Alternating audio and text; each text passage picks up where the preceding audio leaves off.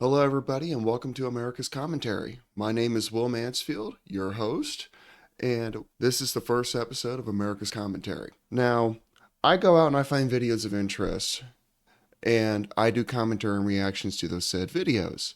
So, today's video of interest is a speech done by Konstantin Kisin over at the Oxford Union. To shed light about Mr. Kisin he is a Russian born and raised, and he is a comedian slash commentator. And he also now calls Britain home. So, the purpose of this speech is about wokeism. In my opinion, it's actually quite a hoot and very educational. So, without any further ado, let's go ahead and jump in and let's see what he has to say, and let's see what we can learn from it. All right, here we go. Well, first of all, Mr. President, I'd like to thank you for that preview of the 2024 American election we witnessed earlier. And if you're not persuaded to vote for the proposition tonight by that speech by James, I don't know what will persuade you.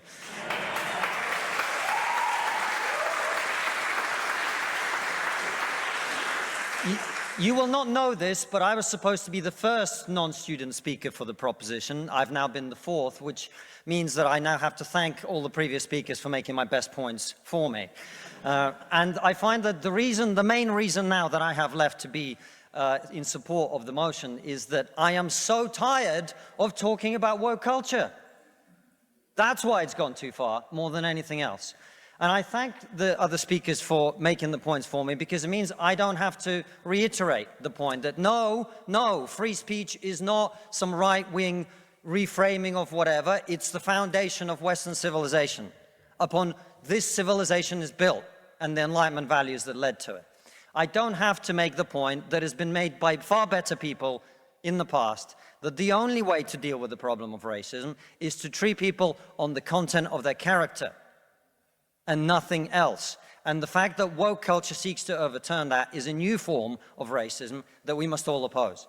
He's actually quite right. I mean, it's also quite nice to hear how he's pulling pieces of Martin Luther King's speech on how one person should be judged by one's character, not by one's color of skin. He's dead on what he's saying right here. It means also I will not use this opportunity to say I told you so, as someone who spent the last 5 years warning people in the West that if we continue to erode our culture, if we continue to undermine our confidence in Western values, that our enemies like Vladimir Putin, will seek to capitalize on it. I will not make any of those points tonight.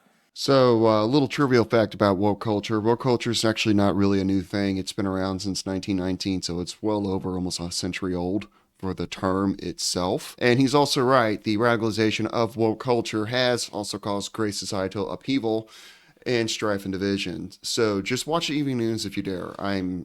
You can see what's going on. At all. Instead, I am not going to talk to those of you who already agree with me, which I imagine is most of you. I'm not going to talk to you because I imagine after everything you've heard tonight, you're going to vote for the proposition. I'm going to confess I will take your vote for granted. Tonight, I am the Labour Party and you are the Red Wall. Now, I want to talk to those of you who are woke and who are open to rational argument. A small minority, I accept. Because one of the tenets of wokeness is, of course, that your feelings matter more than the truth. But I believe in you. I believe there are those of you here who are woke, who are open to rational argument, so let me make one.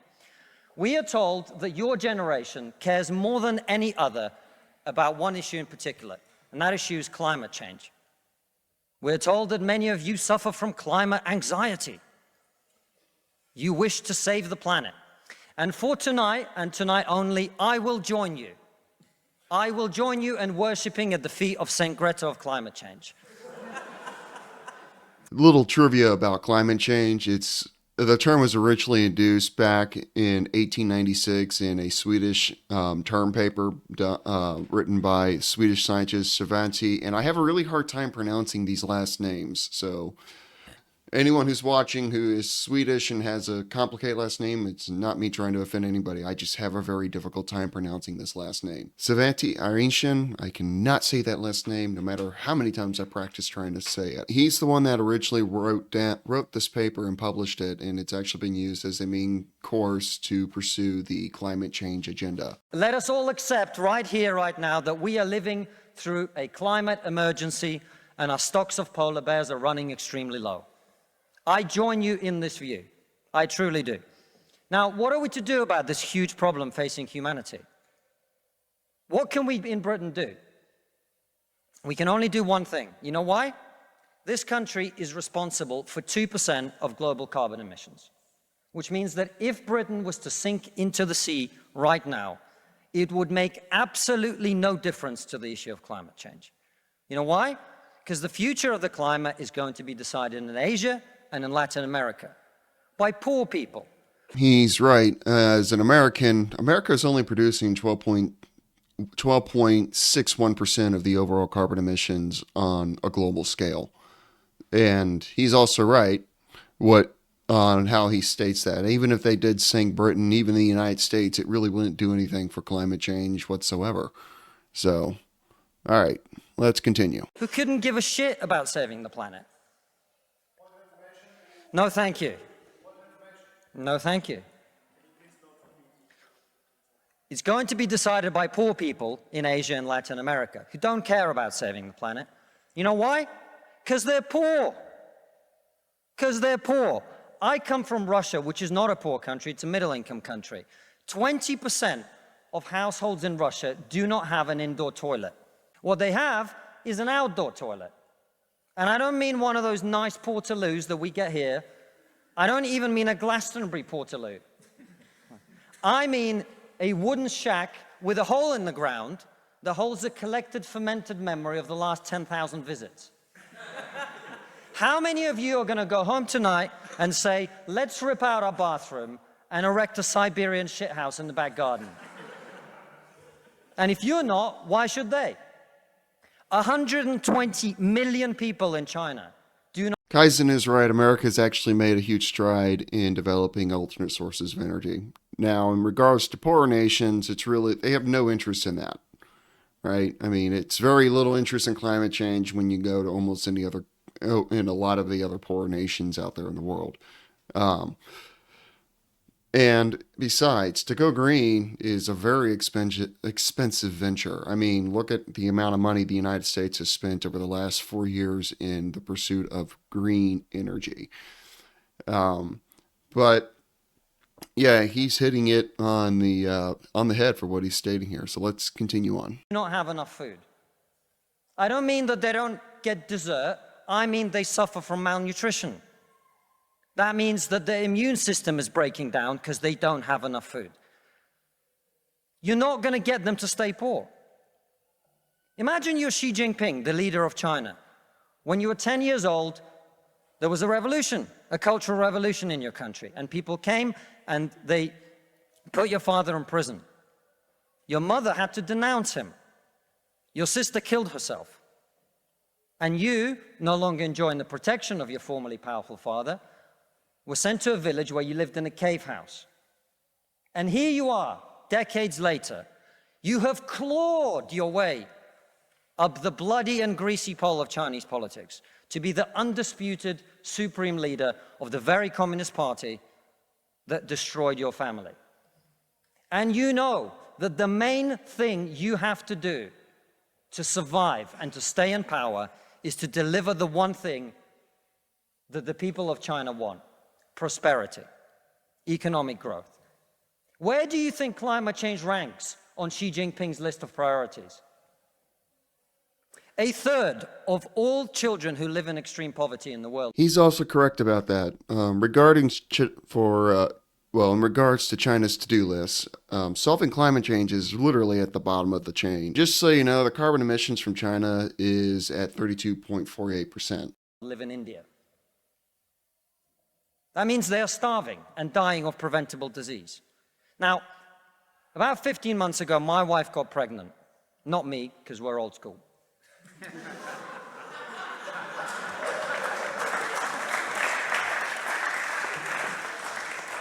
And for 9 months, we talked about what our boy would look like, what he might do when he grows up. We looked at baby scans and videos on YouTube about what the fetus looks like at 9 months and 12 months and 20 months. And eventually he was born. And he is this cute little bundle of joy. He's cuter than about 80% of puppies, right?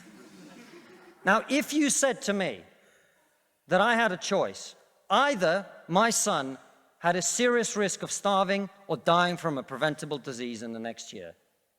Or I could press a button and he would live. He would go to school. He would bring his first girlfriend home. He'd go to university and graduate and become a woke idiot.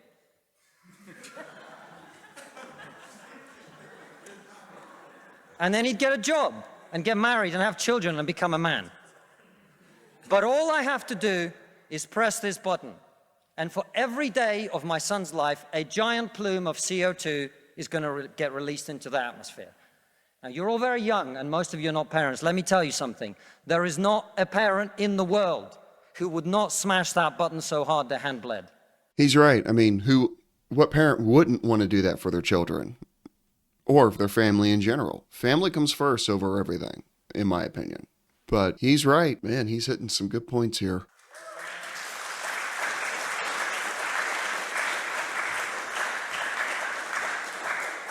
You are not going to get these people to stay poor. You're not even going to get them to not want to be richer.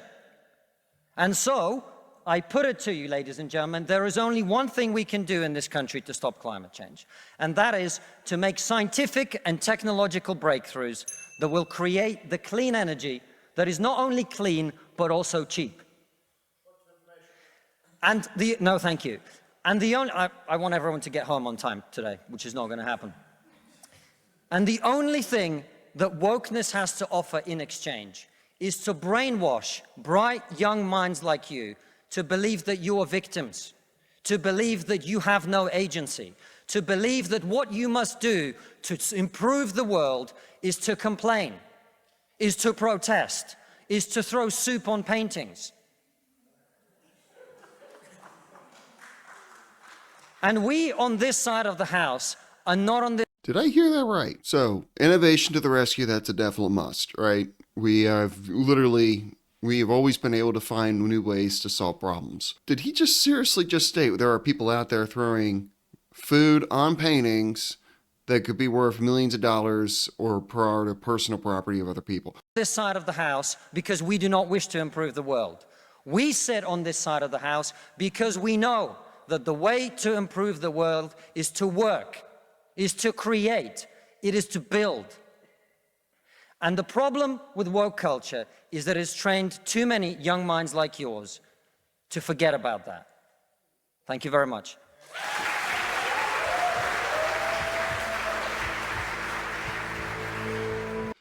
In closing, everyone, in short, we've honestly forgotten who we are and what we're capable of. I mean, as a human race, and for me as an American, we create things. We innovate solutions that Kisin is clearly enunciating about. Now, regarding to wokeism and its recent it's not a recent fad. It began back in, of course, 1919, early 1920s, well before the American Civil Rights Movement with Martin Luther King took into full swing. The word was originally seen as a form of oppression. It also means like, hey, I woke up in the morning. Nowadays, woke culture falls into more of the cancel culture type side of things. Now, it was also standing against the slant of justice against the minority communities of the black population. And anyway, so musically, woke has been put to song. It was put to song in 1938 by legendary American blues musician Leadbelly. The song was called Scottsboro Boys. Leadbelly sang of a true detailing the unjust arrest of 4 black youths that raped a white woman, but they were eventually let go due to the lack of evidence. In today's world, woke is, or has been weaponized, and as described by Kisin, to change the view and the history in order to reshape the narrative. Now, I can acknowledge what he's trying to convey here in Kisin's speech at the Oxford Union. Wokeism is very destructive. I mean, look what it's done to our society. It's distorting what is real and what is not. I hope you guys enjoyed this video, and I hope you come back for episode 2, which will be up in probably the next few days.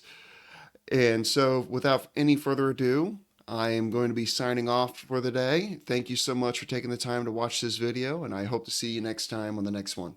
Take care, everybody. Bye-bye.